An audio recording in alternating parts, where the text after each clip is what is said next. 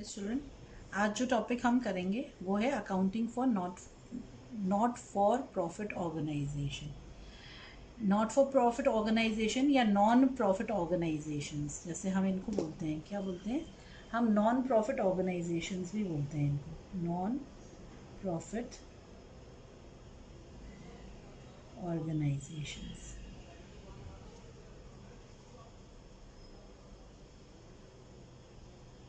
ठीक है, तो accounting for non profit organisations या नॉट फॉर प्रॉफिट ऑर्गेनाइजेशंस, ये आज का हमारा टॉपिक होगा। चिल्ड्रन, हम ये स्टार्ट करें उससे पहले हम समझते हैं कि कॉमर्शियल एक्टिविटीज़ जो होती है वो कितनी होती है। कॉमर्शियल पॉइंट ऑफ व्यू से जो एक्टिविटीज़ है ना, सो टाइप्स ऑफ एक्टिविटीज़ या कॉमर्शियल एक्टिविटीज़ हम कहें कितनी होती है? दो तरह से होती है। एक जिसका मोटिव होता है प्रॉफिट अर्न करना, तो प्रॉफिट अर्निंग जिसका मोटिव होता है, और दूसरी जिसका क्या मोटिव होता है, यानी उसका मोटिव होता है सोशल सर्विस करना,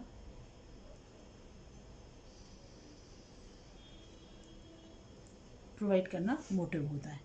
तो ऑर्गेनाइजेशंस को बेसिकली दो, कॉमर्शियली हम दो वाइड कैटेगरीज में बांट रहे हैं। एक जिनका मोटिव होता है प्रॉफिट अर्न करना, पर सबका मोटिव प्रॉफिट अर्न करना नहीं होता। आपको पता है कुछ ऐसी ऑर्गेनाइजेशंस भी होती है जो प्रॉफिट कमाने के पीछे नहीं, पर सोसाइटी को सर्विस देने के पीछे। कुछ रिलीजियस ऑर्गेनाइजेशंस है, कुछ सोशल ऑर्गेनाइजेशंस है जिनको हम एनजीओज भी कहते हैं। यस, है ना। वो उनका क्या मोटिव है? उनका मोटिव है सर्विस प्रोवाइड करना या वेलफेयर प्रोवाइड करना। ठीक है, तो ऐसी ऑर्गेनाइजेशंस को हम क्या कहते हैं? नॉट फॉर प्रॉफिट ऑर्गेनाइजेशन या नॉन प्रॉफिट ऑर्गेनाइजेशंस कहते हैं। क्लियर? तो प्रॉफिट अर्निंग जिनका मोटिव है वो हमने पढ़ा है, जैसे पार्टनरशिप, है ना, sole proprietorship, joint stock company, ये सब हमने डिस्कस किया। दोनों ही ऑर्गेनाइजेशंस अकाउंट्स प्रिपेयर करते हैं, ये भी अकाउंट्स मेंटेन करते हैं, और इनको भी अपने जो भी खर्चे और इनकम होते हैं उनके अकाउंट्स मेंटेन करने पड़ते हैं। तो दोनों तरह की ऑर्गेनाइजेशंस अकाउंटिंग करते हैं और अकाउंट्स मेंटेन करते हैं। ठीक है, तो प्रॉफिट अर्निंग ऑर्गेनाइजेशंस के अकाउंट्स आपने देखे क्या है? हम नॉर्मल रिकॉर्डिंग करते हैं, क्लासिफाइंग करते हैं और ट्रायल बैलेंस बनाते हैं। ये ऑर्गेनाइजेशंस भी रिकॉर्डिंग करते हैं, यानी रिकॉर्डिंग करते हैं, कैश बुक बनाते हैं, लेजर्स बनाते हैं, उसके बाद ट्रायल बैलेंस बनाते हैं।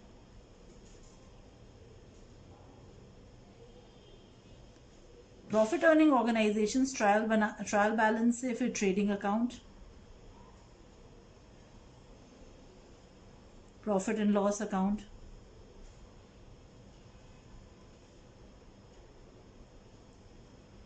और बैलेंस शीट प्रिपेयर करते हैं। अब ये जो सोशल सर्विस प्रोवाइड करती है यानी नॉन प्रॉफिट ऑर्गेनाइजेशंस हैं, ये ट्रायल बैलेंस के साथ साथ एक और अकाउंट बनाती हैं। ये ट्रायल बैलेंस पे बेस नहीं करते हैं। ठीक है, आपको पता है इन अकाउंट्स को बनाने के साथ साथ एक और अकाउंट कौन सा बनाते हैं? Cash flow statement.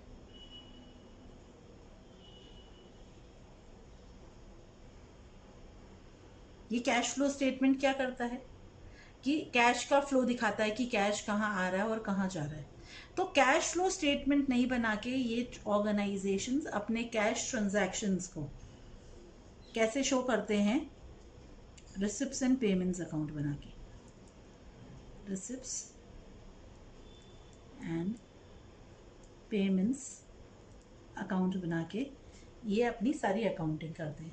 तो ये जो कैश बुक बनाते हैं, कैश बुक में हर महीने से सैलरी जा रही है, तो टोटल सैलरी दिखाते हैं हम कंसोलिडेट करके रिसिप्ट्स एंड पेमेंट्स में।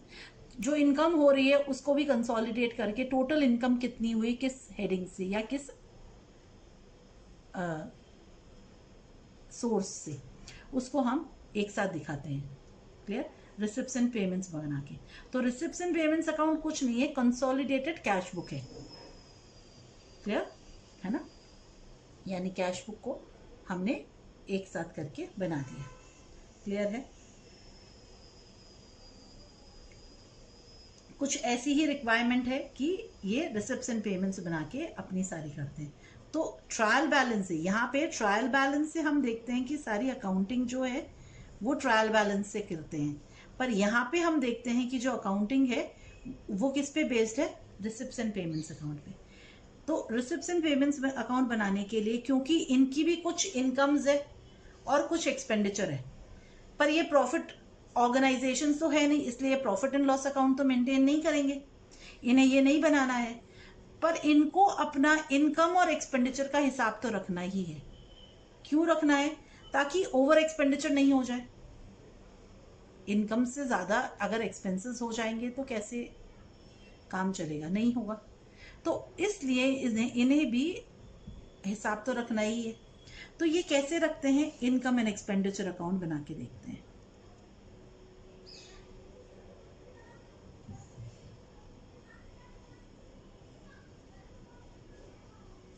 यस, और बैलेंस शीट बनाते हैं।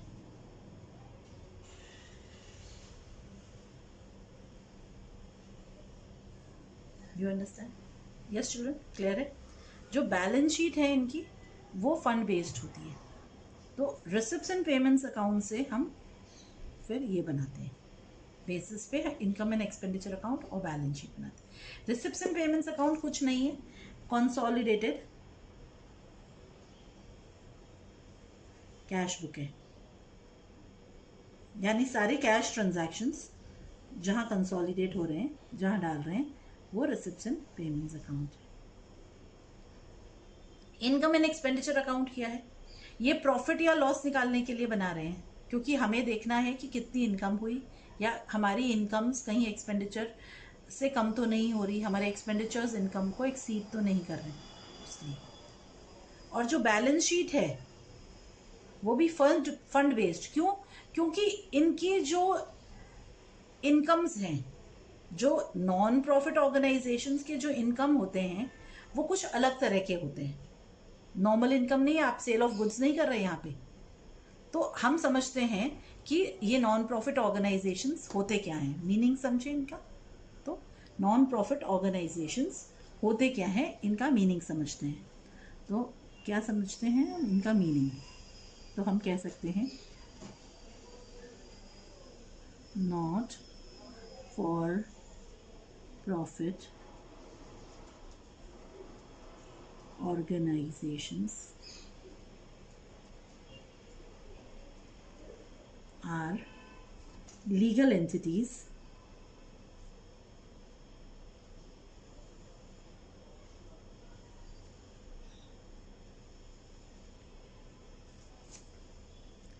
promoted by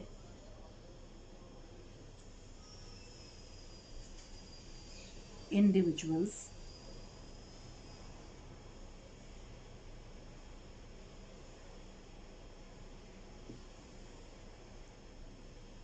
enterprises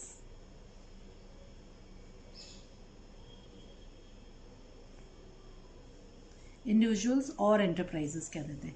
in non for profit organisations are legal entities promoted by individuals or enterprises but not owned by them।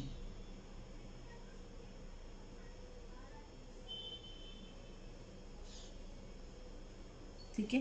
तो ये कुछ ऑर्गेनाइजेशंस हैं जो किस लिए हम बना रहे हैं? वेलफेयर के लिए। So their main objective is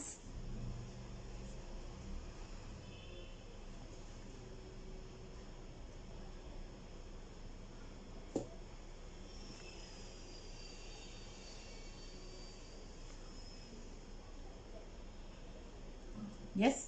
तो ये जो ऑर्गेनाइजेशंस हैं, यस, ये प्रमोटेड बाय इंडिविजुअल्स होती है, not owned by them. Yes, and इनका मेन ऑब्जेक्टिव क्या है? Public welfare. Yes children, clear है? जैसे एनजीओज भी कहते हैं इनको हम। ठीक है? तो ये इसलिए की है ताकि सोसाइटी के वेलफेयर हो, चैरिटेबल इंस्टीट्यूशंस हैं ये एक तरह से, क्लियर है ना। तो इनका दे फंक्शन विदाउट, तो हम कह सकते हैं they function without profit motive.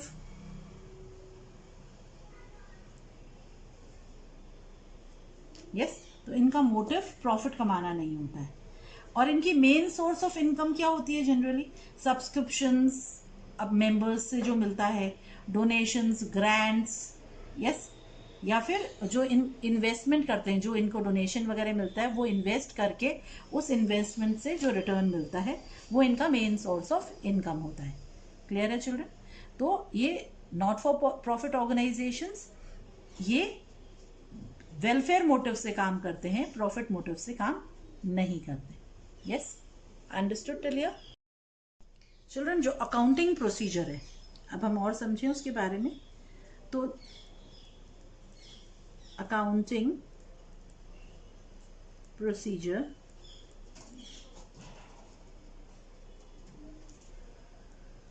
Of non profit organisations include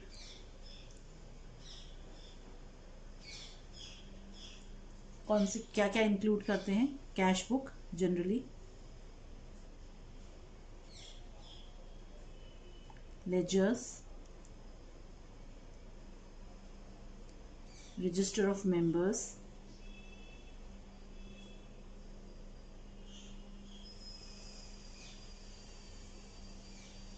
and a register of stock और assets। ठीक है, तो जो अकाउंटिंग है वो नॉर्मल है, जैसे कैश बुक और लेजर प्रिपेयर होते हैं, रजिस्टर ऑफ मेंबर्स है और register of stock and assets, जो आइटम्स परचेज्ड हैं, यस, वो इंक्लूड होता है। क्लियर? Yes children. अब हम देखते हैं एनुअल अकाउंट्स में क्या क्या होता है। ठीक है, annual accounts of NPOs include receipts and payments account,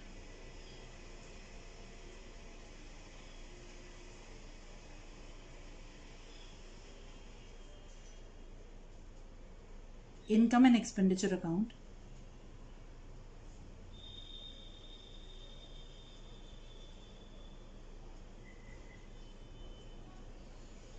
and a balance sheet।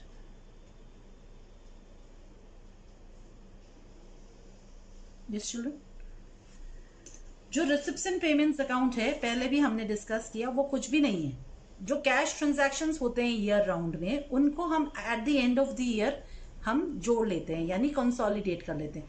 तो टोटल हर नेचर का जो ट्रांजैक्शन है, सोचो सब्सक्रिप्शन सोर्स ऑफ इनकम है, तो हर महीने या हर क्वार्टर में या हर हाफ ईयरली जितनी सब्सक्रिप्शन जब जब रिसीव हुई, सारी टोटल करके हम रिसिप्ट्स एंड पेमेंट्स अकाउंट में दिखा देते हैं। सारी सैलरी जो हमने साल में पे की वो दिखाते हैं। तो ये कुछ भी नहीं है, समरी ऑफ कैश बुक है।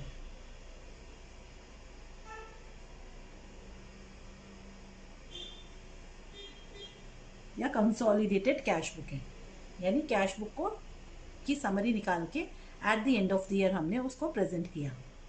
क्लियर?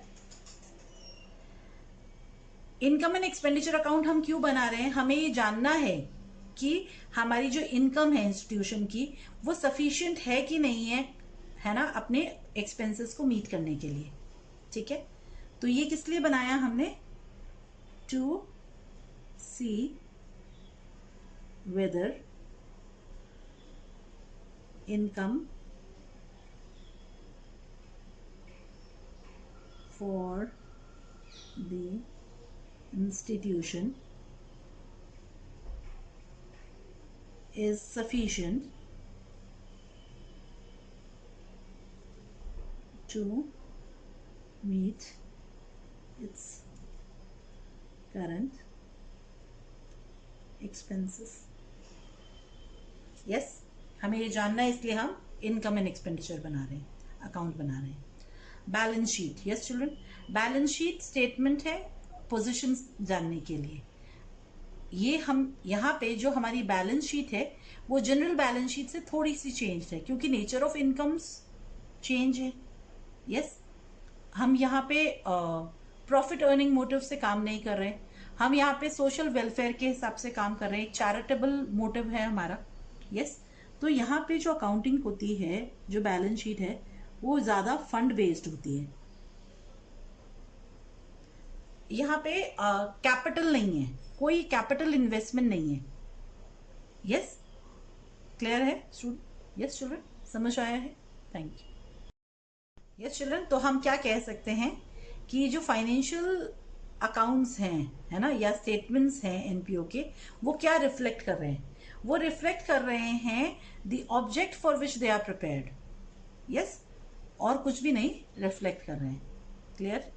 यस, अब हम इनको और डिटेल में समझते हैं। यस चिल्ड्रन, अब हम डिस्कस करते हैं रिसिप्ट्स एंड पेमेंट्स अकाउंट। ठीक है,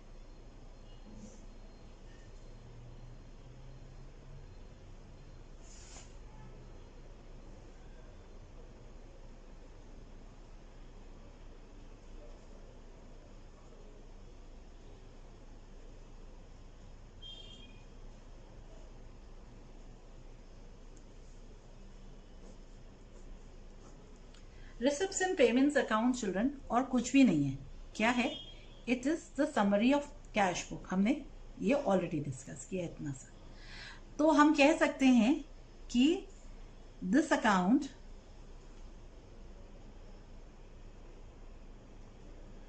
is just like cash book. How? कि जैसे कैश बुक में दो साइड्स होते हैं। You remember cash book, credit और डेबिट, दो साइड्स होते हैं। जो डेबिट साइड होता है वो क्या कहलाता है? Receipt side. और जो क्रेडिट साइड होता है वो क्या कहलाता है? Payment side. जो कैश बुक होती है, वैसे ही रिसिप्ट्स एंड पेमेंट्स अकाउंट के भी दो साइड्स होते हैं। जो डेबिट साइड है वो कहलाता है रिसिप्ट साइड, और पेमेंट साइड है वो कहलाता है पेमेंट साइड। तो हम ये भी कह सकते हैं कि it is real in nature. इसका नेचर क्या है? It is real in nature. ठीक है, तो रियल अकाउंट है। ये क्या है? ये कुछ नहीं है, रियल अकाउंट है। इसका नेचर क्या है? It is real account. Real account का क्या मतलब हुआ? हम क्या क्या कहेंगे? रियल अकाउंट का क्या मतलब हुआ? Debit, yes, debit what comes in and credit what goes out। यही हुआ real account, real in nature. तो हम कह सकते हैं कि इंक्रीज जब भी पैसा बढ़ रहा है, यानी कैश बढ़ रहा है, तो डेबिट साइड इफेक्ट होता है, और जब कम हो रहा है यानी पेमेंट्स हो रहे हैं तो क्रेडिट साइड इफेक्ट होता है। यस चिल्ड्रन, समझ आए? है ना? अब अगर ये रियल नेचर का है, ठीक है, और जस्ट लाइक कैश अकाउंट है, तो हम कह सकते हैं in this account, yes, transactions are recorded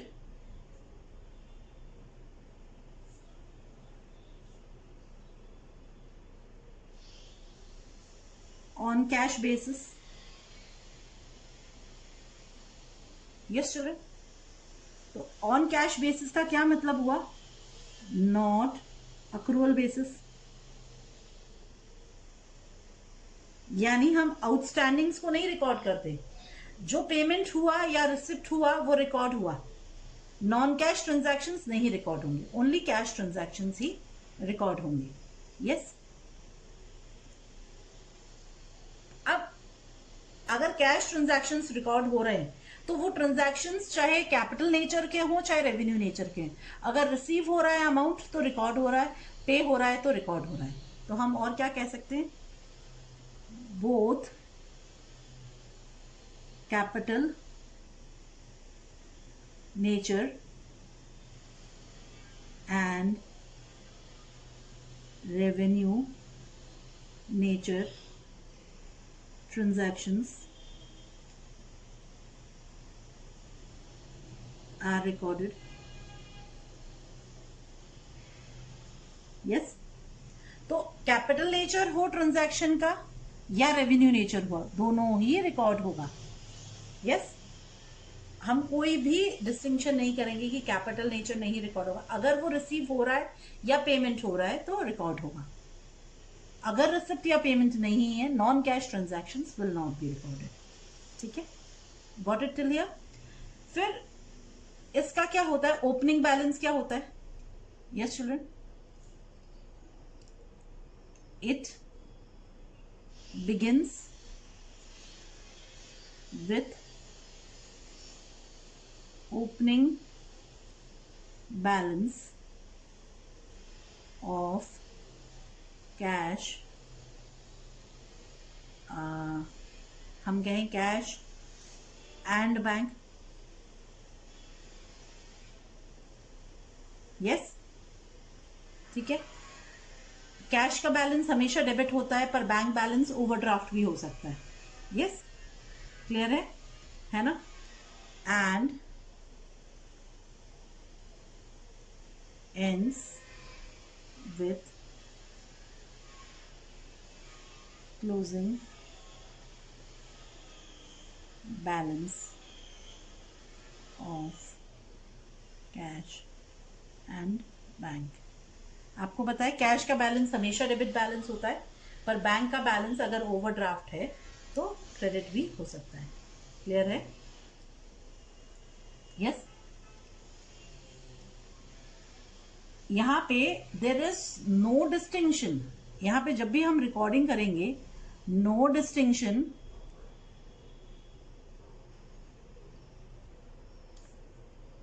is made in receipts or payments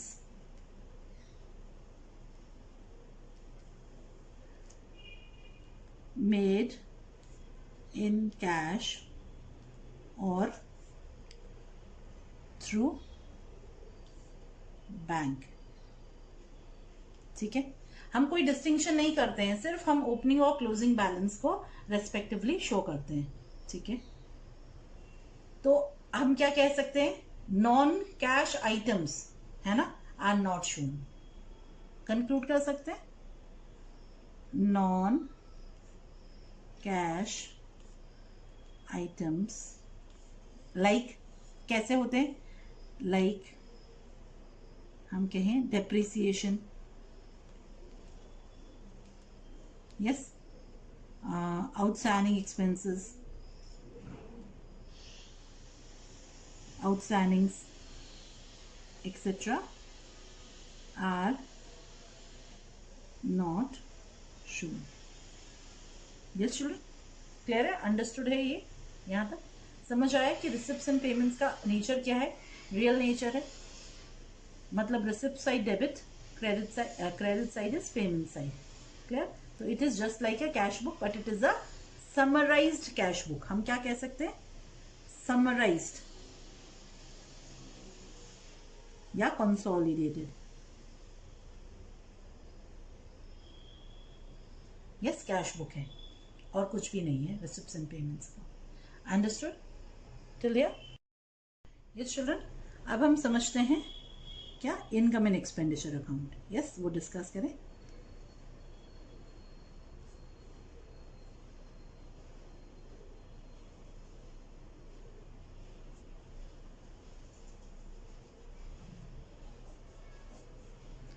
income and expenditure account क्या है, it is just like what.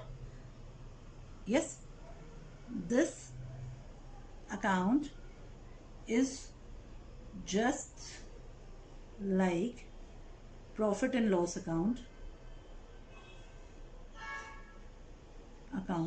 of a profit seeking entity, of a profit seeking entity.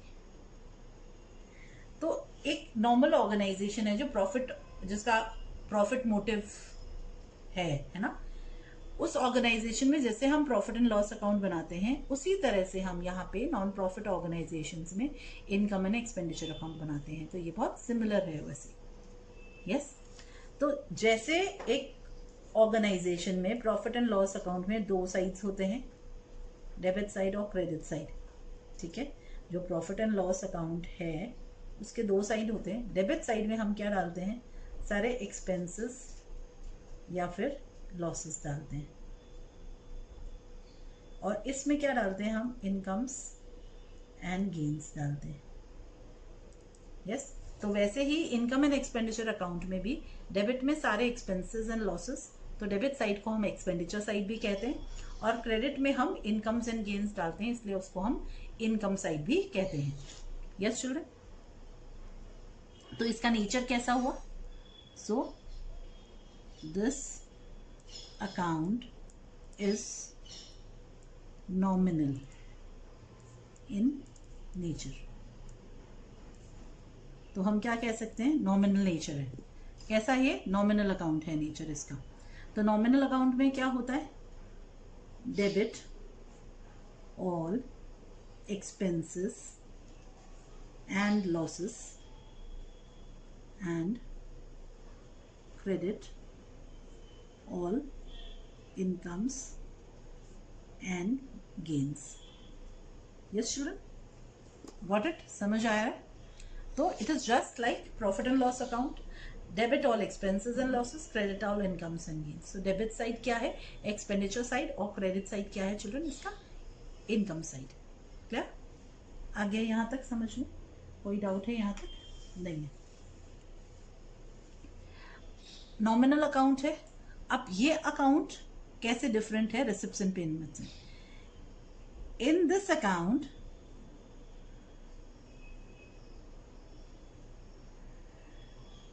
both cash as well as credit transactions are recorded. Yes, इसका मतलब क्या हुआ, ये हमने कैसे बनाया है, अक्रूअल बेसिस पे, अक्रूअल बेसिस पे हमने ये अकाउंट बनाया। क्लियर है। तो ट्रांजैक्शंस हम कैश और क्रेडिट ट्रांजैक्शंस दोनों रिकॉर्ड कर रहे हैं। ठीक है, तो हमने इस अकाउंट को किस बेसिस पे बना लिया, ट्रांजैक्शंस हम अक्रूअल बेसिस पे रिकॉर्ड कर रहे हैं। Yes children, but accrual basis पे कौन से ट्रांजैक्शंस रिकॉर्ड करेंगे, ओनली रेवेन्यू ट्रांजैक्शन। तो हम क्या कहें, only revenue nature transactions are recorded. अगर आप रिकॉल करेंगे तो प्रॉफिट एंड लॉस अकाउंट में भी सिर्फ रेवेन्यू नेचर के ट्रांजैक्शंस रिकॉर्ड होते थे, कैपिटल नेचर के ट्रांजैक्शंस रिकॉर्ड नहीं होते थे। और किस बेसिस पे, अक्रूअल बेसिस पे। यस चिल्ड्रन, समझ आया यहां तक। ठीक है, तो हम यहां पे क्या याद रखेंगे, हम याद रखेंगे all items of income and expenditure, all items of incomes and expenditure. Yes, all items of income and expenditure relating to previous year. Yes, relating to previous year and future years. Yes, ये जो previous years और future years के जो transactions हैं वो exclude कर देंगे। तो they are excluded, are excluded from, या कहें while preparing this account. Got it children? तो सारे आइटम्स जो प्रीवियस ईयर या फ्यूचर ईयर से रिलेटेड है, यस, तो प्रीवियस ईयर्स या फ्यूचर ईयर्स से जो रिलेटेड ट्रांजैक्शंस है वो एक्सक्लूड हो जाएंगे इन अकाउंट से। और जो क्लोजिंग बैलेंस है उसको क्या बोलेंगे हम? The closing balance, yes, of surplus or deficit is transferred to capital fund. Yes, capital fund हम कहाँ दिखाते हैं? इन दी बैलेंस शीट। जैसे हम नेट प्रॉफिट या नेट लॉस कैपिटल अकाउंट में ऐड कर देते थे, वैसे ही सरप्लस या डेफिसिट जो कि क्लोजिंग बैलेंस है ना, इनकम एंड एक्सपेंडिचर अकाउंट का, उसको हम कहाँ ट्रांसफर करते हैं, है ना, हम ट्रांसफर करते हैं कैपिटल फंड में। Got it children? समझ आया है? Yes, yes children. अब हमने समझा कि रिसिप्ट्स एंड पेमेंट्स अकाउंट का क्या नेचर है और इनकम एंड एक्सपेंडिचर अकाउंट का क्या नेचर है। अब हम देखते हैं रिसिप्ट्स एंड पेमेंट्स अकाउंट कैसे बनता है।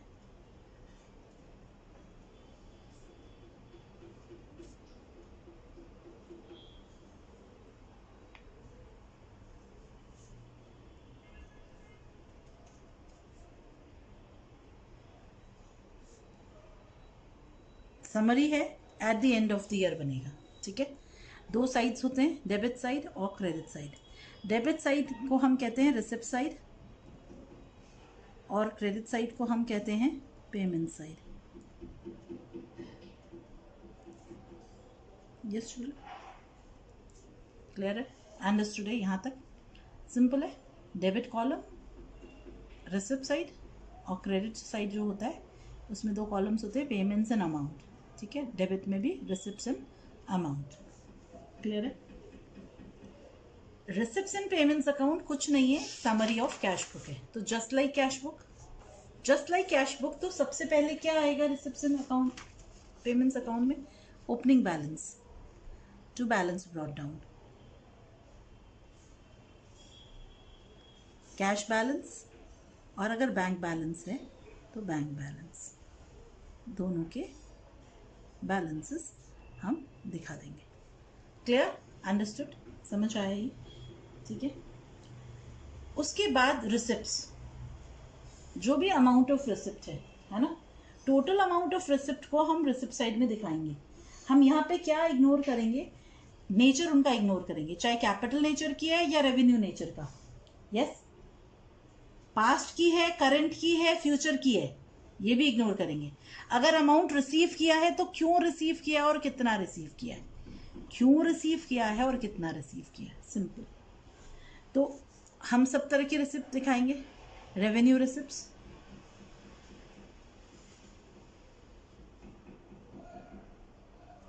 यस, जैसे सब्सक्रिप्शन है, जनरल डोनेशन है, यस, ऐसे कुछ आइटम्स जो रेवेन्यू नेचर के।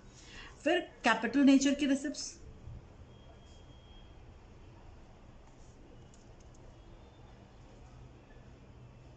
हम ये इग्नोर कर रहे हैं कि पास्ट से रिलेटेड है, प्रेजेंट से रिलेटेड है कि फ्यूचर से रिलेटेड है, करंट ईयर से रिलेटेड है, पिछले साल से, सब्सिक्वेंट ईयर से।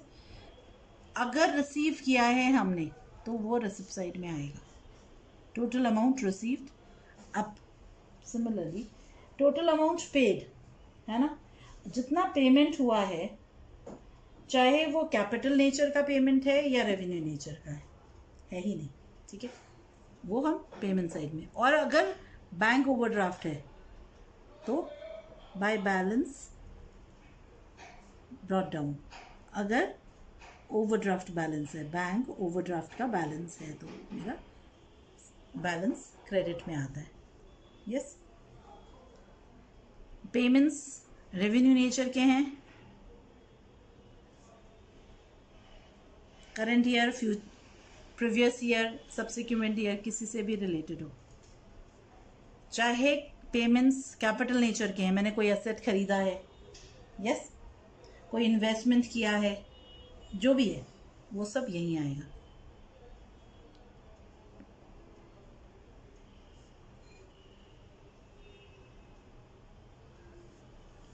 Yes children, clear? तो रिसिप्ट्स में रिसिप्ट्स और पेमेंट्स में पेमेंट, है ना? तो real debit what comes in, credit what goes out. Cash basis पे है, जो आया वो रिकॉर्ड किया मैंने, जो नहीं आया वो नहीं किया। ओपनिंग बैलेंस से शुरू होता है, it begins with the opening balance, yes, and it ends with the closing balance of cash. So balance carried down क्या है?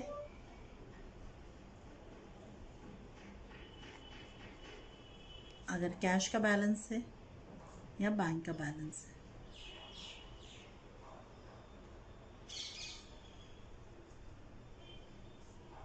यस, अगर ओवरड्राफ्ट बैलेंस है, क्लोजिंग बैलेंस ओवरड्राफ्ट है, बैंक ओवरड्राफ्ट है, तो गॉट इट चिल्ड्रन, समझ आए? तो हमने क्या समझा था? तो रिसिप्ट्स, कैश और बैंक रिसिप्ट्स पेमेंट्स में हमने कोई कुछ भी उसका डिस्टिंक्शन नहीं किया है। यहाँ पे नॉन कैश आइटम्स हम नहीं दिखाते, यहाँ पे सिर्फ जो पेमेंट या रिसिप्ट हुआ, actual amount of cash received या पेड, बस। क्लियर है? तो ये हमारा रिसिप्ट्स एंड पेमेंट्स अकाउंट है। अंडरस्टूड है चिल्ड्रन? है ना? तो जनरली डेबिट साइड का जो डिफरेंस होता है वही क्रेडिट बैलेंस आता है, क्लोजिंग बैलेंस कैलकुलेट होता है। यस, अब हम समझते हैं income and expenditure account.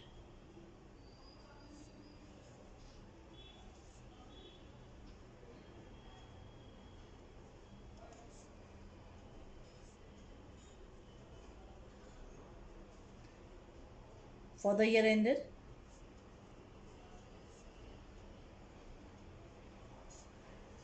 Income and expenditure account children, उसका नेचर कैसा है? वो नॉमिनल है नेचर में और प्रॉफिट एंड लॉस अकाउंट जैसा है, यानी debit all expenses and losses, credit all incomes and gains. तो डेबिट साइड एक्सपेंडिचर साइड और क्रेडिट साइड इनकम साइड। तो expenditure amount debit columns, credit में भी दो columns, income and amount. Understood? यहां तक समझ आए? यस। अब इसमें हम सिर्फ रेवेन्यू नेचर के ट्रांजैक्शंस रिकॉर्ड करेंगे। Yes children? तो हम कैसे ट्रांजैक्शंस रिकॉर्ड करेंगे? सिर्फ रेवेन्यू नेचर के ट्रांजैक्शंस रिकॉर्ड करेंगे इसमें। ठीक है? तो इसका नॉमिनल अकाउंट है, debit and expenses and losses, credit all incomes and gains. Only revenue nature transactions will be recorded. इसका मतलब क्या हुआ? कैपिटल नेचर के सारे ट्रांजैक्शंस को या आइटम्स को हम इग्नोर करेंगे। तो ये जो कैपिटल रिसिप्ट्स और कैपिटल पेमेंट्स हैं वो हम इनकम एक्सपेंडिचर अकाउंट में नहीं डालेंगे। सिर्फ रेवेन्यू रिसिप्ट्स या रेवेन्यू पेमेंट्स ही इनकम एंड एक्सपेंडिचर में आए। पर revenue transactions related to only current year, है ना? अगर हम इग्नोर करेंगे previous years and future years को इग्नोर करेंगे, एक्सक्लूड करेंगे, तो इसका क्या मतलब हुआ? इसका मतलब हुआ कि ओनली करंट ईयर के जो ट्रांजैक्शंस हैं वही रिकॉर्ड होंगे यहाँ पे। तो ओनली करंट ईयर से रिलेटेड ट्रांजैक्शंस रिकॉर्ड होंगे, पिछले भी नहीं, अगले भी नहीं। मतलब सब्सिक्वेंट ईयर और प्रीवियस ईयर से रिलेटेड कोई भी ट्रांजैक्शंस नहीं रिकॉर्ड होगा। ठीक है? तो हम कह सकते हैं टू रेवेन्यू पेमेंट्स, इसमें हम लिखें एक्सक्लूडिंग, यस, या फिर हम कह रहे हैं कि after making adjustments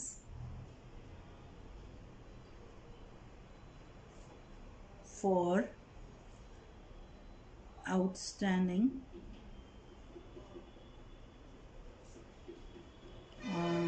and prepaid expenses. ठीक है, तो आउटस्टैंडिंग और प्रीपेड एक्सपेंसेस के एडजस्टमेंट को करने के बाद यस हम सारे रेवेन्यू पेमेंट्स डाल देते हैं.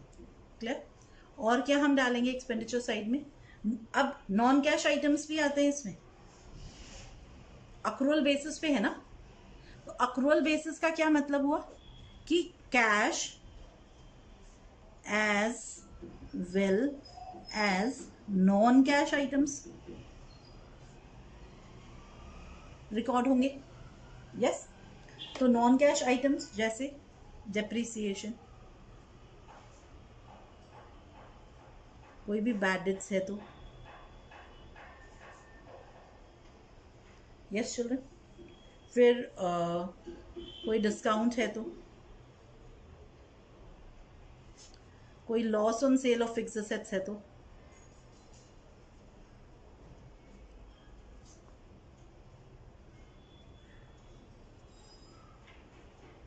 वो रिकॉर्ड होगा. Yes, to consumed part, to consumable, इसमें हम क्या रिकॉर्ड करेंगे? कंज्यूम्ड पार्ट, कंजम्पशन एक्चुअली है ना, वो रिकॉर्ड करेंगे. कंज्यूमेबल का एक्चुअल कंजम्पशन ही रिकॉर्ड होगा. ठीक है, अब हम क्रेडिट साइड में क्या रिकॉर्ड करेंगे? कैपिटल और रेवेन्यू रिसिप्ट्स में से सिर्फ रेवेन्यू रिसिप्ट्स हैं जो इनकम एक्सपेंडिचर में अकाउंट में आएगी. तो हम कहें बाय रेवेन्यू रिसिप्ट्स. यस, अब इसमें भी हम करें कि after making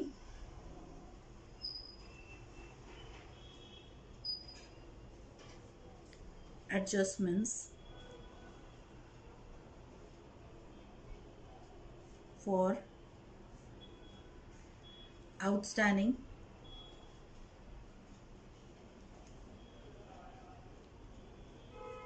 and pre-received incomes. ठीक है, तो जैसे इसमें adjustments for outstanding and prepaid expenses था, वैसे ही outstanding and pre received incomes का एडजस्टमेंट करने के बाद जो करंट ईयर की, that means belonging to the current year से रिलेटेड ट्रांजैक्शंस ही हम रिकॉर्ड कर रहे हैं. यस, ठीक है, अंडरस्टूड. फिर हम क्या रिकॉर्ड करेंगे चिल्ड्रन? कोई भी नॉन कैश आइटम्स जैसे profit on sale of fixed assets,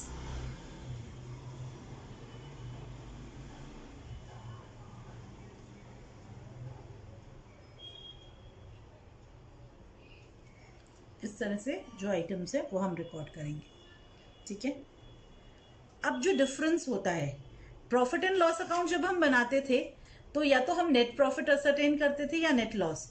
तो अगर इनकम साइड हैवियर है, if the income side is heavier, income side ज़्यादा है एक्सपेंडिचर साइड से, तो बैलेंसिंग फिगर क्या आता है? To surplus. हम प्रॉफिट वर्ड यूज नहीं करेंगे, हम कौन सा वर्ड यूज करेंगे? Surplus. That is excess of income over expenditure. Yes children, surplus क्या होता है? Excess of income over expenditure. तो बैलेंसिंग फिगर है, ये बैलेंसिंग फिगर निकलेगी या तो सरप्लस या फिर डेफिसिट. बैलेंसिंग फिगर या तो सरप्लस निकलेगा, आइदर निकलेगी, आइदर सरप्लस और डेफिसिट. तो क्रेडिट साइड में अगर एक्सपेंडिचर्स ज़्यादा हैं तो हम क्या बोलेंगे? By deficit. That is excess of expenditure over income.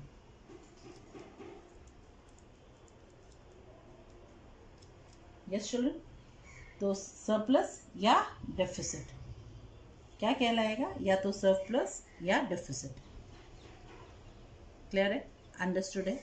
तो सिर्फ रेवेन्यू रिसिप्ट्स जो हैं वही हमने ट्रांसफ़र की है यहाँ पे इनकम्स में, और जो रेवेन्यू पेमेंट्स हैं वो हमने ट्रांसफ़र किए एक्सपेंडिचर में। अब वो भी क्या कैसे, आफ्टर मेकिंग एडजस्टमेंट्स, वो adjustments for outstanding and prepaid and pre received का करने के बाद। कैपिटल पेमेंट्स और कैपिटल रिसिप्ट को हम नहीं दिखाते हैं इनकम एंड एक्सपेंडिचर अकाउंट में। अंडरस्टूड। ओपनिंग बैलेंसेस और क्लोजिंग बैलेंसेस भी इनकम एक्सपेंडिचर अकाउंट में नहीं आते हैं। कैश के, बैंक के ओपनिंग और क्लोजिंग बैलेंसेस भी इनकम और एक्सपेंडिचर अकाउंट में नहीं आते हैं। अंडरस्टूड, क्लियर है, ये समझ आया हमें? Yes children, thank you.